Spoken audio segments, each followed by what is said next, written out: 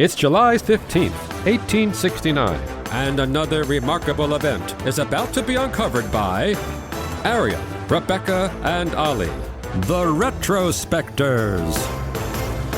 Today in history in 1869, a little-known French chemist named Hippolyte Mège filed French patent number 86,480 for a new substance he called oléomargarine, which we know today, of course, as just margarine. And as he did so, he could scarcely have imagined that his invention would go on to become one of the world's most widely consumed foods, spark bitter political battles, and inspire generations to joke about plastic butter. Yeah, Mège has actually started his career as a pharmacy assistant at the age of 16 and then become a qualified pharmacist and took up a position at the Hôtel Dieu public hospital in Paris. And his initial specialty was not dairy alternatives, but actually syphilis. He developed a new formulation for the most common syphilis drug of the day that eliminated some of its side effects. He actually won an award for this breakthrough, but in his spare time he was researching all kinds of ideas in applied chemistry. Eventually he quit his pharmacy job to become a full-time experimental chemist, and he secured several patents for new methods of all kinds of things, making paper, using egg yolks for leather tanning, sugar production, and that sort of led him into food chemistry more broadly. He became very interested in the science of making bread. We're getting closer and closer to butter, and how to maximise yield. And in fact, because he did come up with new techniques to maximise bread production, that was successfully applied in the French armed forces, and Mège was made a Knight of the Légion d'honneur for his efforts. He ended up coming up with oléomargarine as the result of a contest launched by Emperor Napoleon III. We're during the Franco-Prussian War here, and the Emperor is seeking for the Navy an inexpensive alternate food product. Because obviously if you take butter on a ship, it doesn't last very long, it's expensive, it's heavy. And so there was a brief from the Emperor, quote, "Discover a product suitable to replace butter for the Navy and the less prosperous classes of society." And he, Mège, came up with what is arguably the first lab-grown food. I mean, that's the significance here, isn't it? I mean, margarine is still with us, which is extraordinary. But it was the fact that what he created a whole product category that, you know, arguably has taken over fruit, vegetables, fish and meat as the main part of our diet. Yeah, it's astonishing. And the oleo of oleomargarine referred to the oily, beefy fat from which he had started to make it. The margarine part came indirectly from a substance known as margaric acid, which had been identified earlier in the century by another French chemist called Michel Eugène Chevreul. And the term itself derives from the Greek margaron, meaning pearl, because the fat that this thing had this sort of pearly sheen about it. And over time, obviously, the oleo bit was dropped.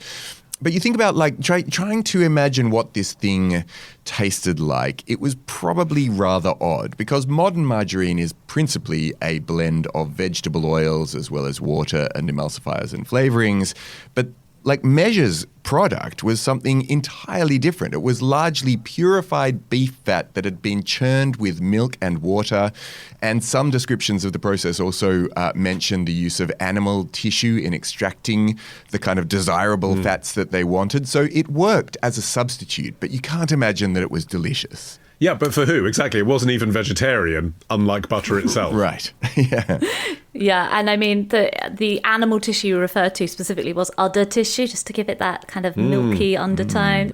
But, you know, taste was sort of secondary to how well it would stand up to the elements. Obviously, butter famously doesn't stand up very well to the elements. It melts, it goes rancid. It was never intended, at least in this competition, to be something delicious that consumers would voluntarily embrace. It was something that you could give soldiers and sailors who didn't have any choice in what they were eating and probably weren't really enjoying the rest of their rations that much anyway. And also, as you mentioned, the less well-off classes, and nobody cared whether they were enjoying themselves or not, so long as they had enough calories in them to work. So in terms of meeting the brief, he had actually done an excellent job, because once you heated and cooled this mixture, it became shelf stable. You could whip it up, which created something, you know, some people have described it as being akin to fresh butter. I think that's probably a push, but recognisable at least as a butter substitute perhaps.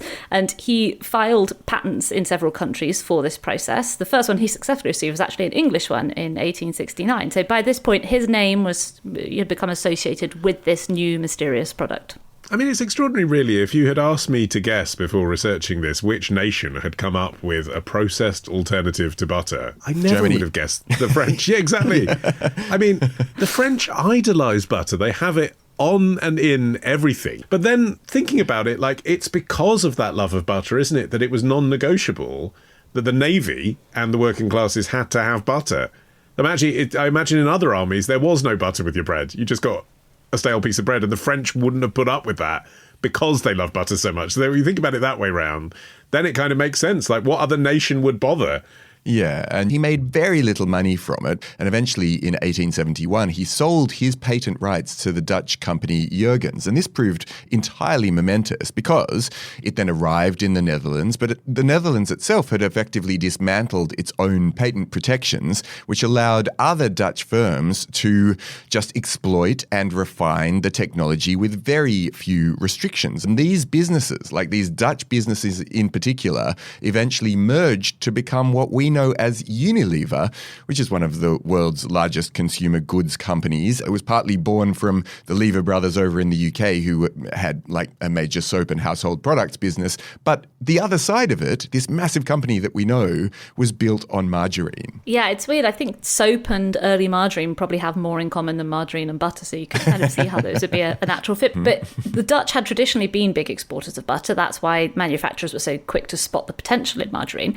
But when these companies, became big exporters of margarine, they were selling it across what I would describe as the more joyless parts of Europe, the sort of the Calvinist tinged nations. Germany, Scandinavia, Holland, England were all very keen on margarine.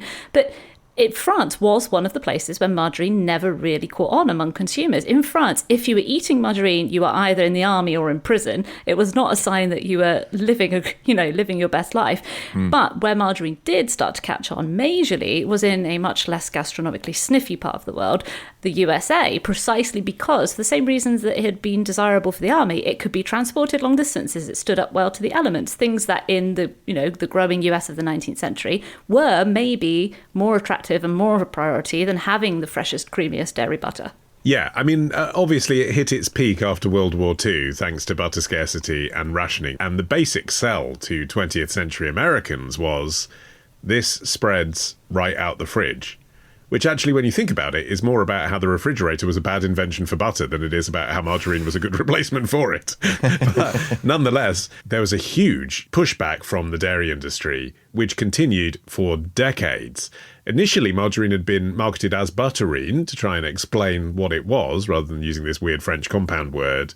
But the dairy industry went nuts and said, no, this has nothing to do with butter. In fact, they even tried to argue in Congress that it was unfit for human consumption. And various laws and taxes were passed to protect the butter industry. Yeah, it's one of the weirdest chapters in food history, what became known as the Great Butter Wars. And the most peculiar aspect of it was that in many jurisdictions throughout the US, margarine couldn't legally be coloured yellow because legislators feared that consumers might mistake it for butter, and specifically, I suppose, Big Butter had already got to these legislators and they were in their ear saying, people aren't going to buy this stuff if it looks its natural colour, which is a sort of greyish, whitish, pearlish thing. And so several American states had these really punitive taxes. Some actually banned margarine outright. Others required margarine to be sold in either white or pink. I think to go with my 1950s kitchen, pink. Yeah, pink, I think so. Yeah, it makes it fun rather than just sterile.